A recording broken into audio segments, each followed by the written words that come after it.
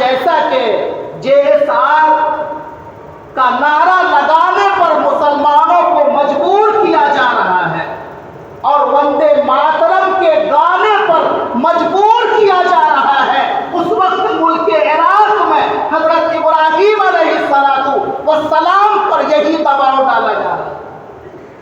حضرت ابراہیم نے بڑی قوت کے ساتھ زوردار انداز میں مقابلہ کیا، نتیجہ کیا ہوا؟ حضرت ابراہیم علیہ السلام کو جلانے کے لیے آگ میں ڈال دیا گیا۔ قرآن میں ہے یہ واقعہ، لیکن اللہ کا نظام حرکت میں آیا اور آگ سے بچ گئے۔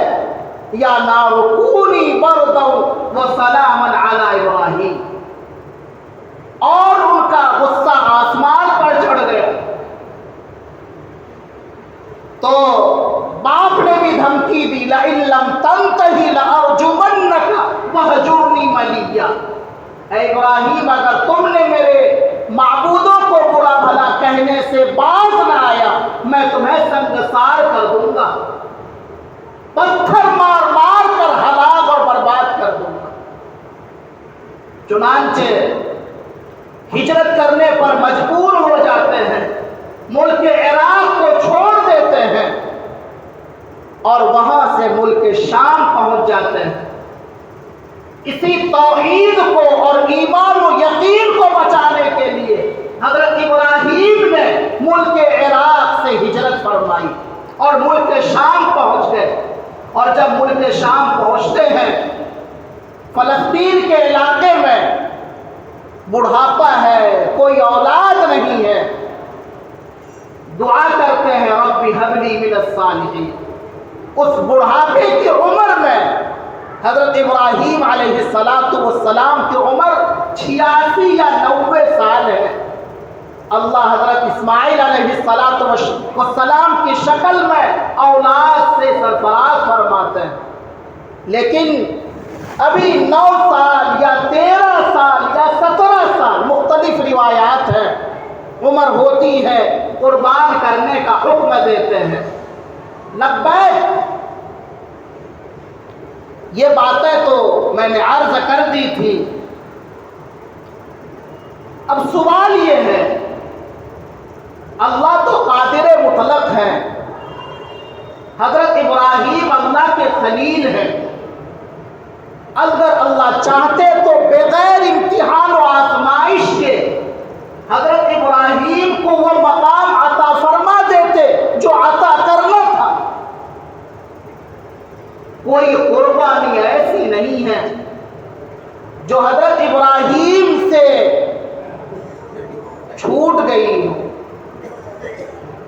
ہجرت کی قربانی اور آگ میں ڈالے جانے کی قربانی اور اپنے وطن کو چھوڑنے کی قربانی اور اپنے لختے جگر کے گلے پر چھری پھیرنے کی قربانی، یہ ساری قربانیاں اللہ نے دلوائی، اللہ نے امتحان و آزمائش کی بھٹی میں تپایا۔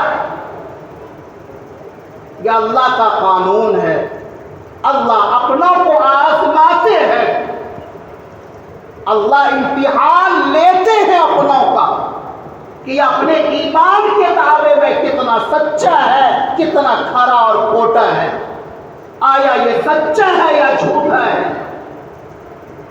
قرآن میں صاف ہے، وَلَنَبْلُوَنَّكُمْ بِشَيْءٍ مِّنَ الْخَوْفِ وَالْجُوعِ وَنَقْصٍ مِّنَ الْأَمْوَالِ وَالْأَنفُسِ وَالثَّمَرَاتِ وَبَشِّرِ الصَّابِرِينَ، کہ تم کو تو آزمائیں گے، ضرور آزمائیں گے۔